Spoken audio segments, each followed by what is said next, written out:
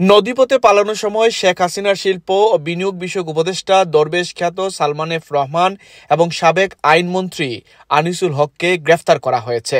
গোপন সূত্রে পাওয়া তথ্যের ভিত্তিতে সদরঘাট এলাকা থেকে এই দুইজনকে গ্রেফতার করা হয়।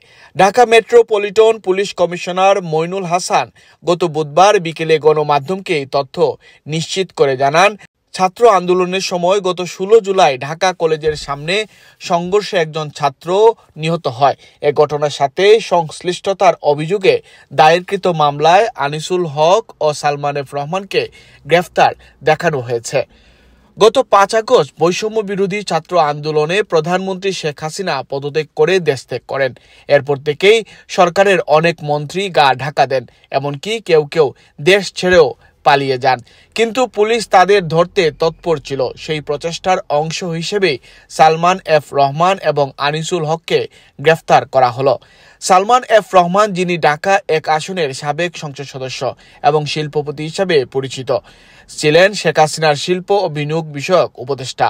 তার পাশাপাশি আনিসুল হক, যিনি 2014 সালে ব্রাহ্মণবাড়িয়া 4 আসন থেকে আওয়ামী লীগের সংসদ সদস্য নির্বাচিত হন এবং পরবর্তীতে আইনমন্ত্রীর দায়িত্ব পালন করেন।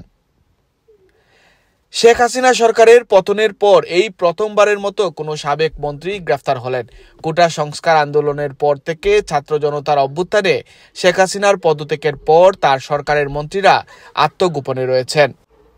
এর আগে কয়েকটি মিডিয়ার দাবি ছিল সালমান এফ রহমান শেখ হাসিনার সাথে দেশ ত্যাগ করেছিলেন, তবে এখন তিনি পুলিশের হাতে গ্রেফতার হলেন।